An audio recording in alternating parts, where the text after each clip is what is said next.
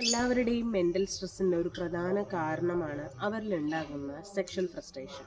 ഹസ്ബൻഡിനും വൈഫിനും ഇടയിൽ ഇല്ലാത്ത ഒരു റിലേഷൻഷിപ്പ്, അത് അവരിൽ മാരേജ് കഴിഞ്ഞപ്പോൾ തൊട്ട് ചിലപ്പോൾ രണ്ട് പേർക്കും ഹാപ്പി ആയിട്ടുള്ളൊരു സെക്ഷൽ ലൈഫ് ഉണ്ടായില്ല. അത് ഗ്രാജുവലി വർഷങ്ങൾ കഴിയും തോറും അവരിൽ രണ്ട് പേരിലും ഒരു മെൻ്റൽ സ്ട്രെസ്സായിട്ട് കൺവേർട്ട് ആകും. അത് അവരുടെ വീട്ടിൽ തന്നെ പല പ്രശ്നങ്ങൾക്കും അതൊരു റീസണും ആകും. അപ്പോൾ എനിക്ക് വരുന്ന ഒരുപാട് എൻക്വയറീസിൻ്റെ കോൾസിൽ ഇങ്ങനെ പല കേസസ് ഞാൻ ഡെയിലി ഹാൻഡിൽ ചെയ്യുന്നുണ്ട്. അപ്പോൾ എന്തുകൊണ്ടാണ് നിങ്ങൾ ഇങ്ങനെ ഒരു സെക്ഷൽ ഫ്രസ്ട്രേഷൻ അല്ലെങ്കിൽ നിങ്ങൾക്കൊരു ഹാപ്പി ആയിട്ടുള്ളൊരു സെക്ഷൽ സാറ്റിസ്ഫാക്ഷൻ പോയിന്റ് ലഭിക്കാത്തത്? അത് ഒരു വ്യക്തിക്കല്ല, രണ്ട് വ്യക്തികൾക്കും അത് അങ്ങനെ ആയിരിക്കും. പല വ്യക്തികളിലും പല തരത്തിലായിരിക്കും സെക്ഷൽ ഹാപ്പിനെസ്.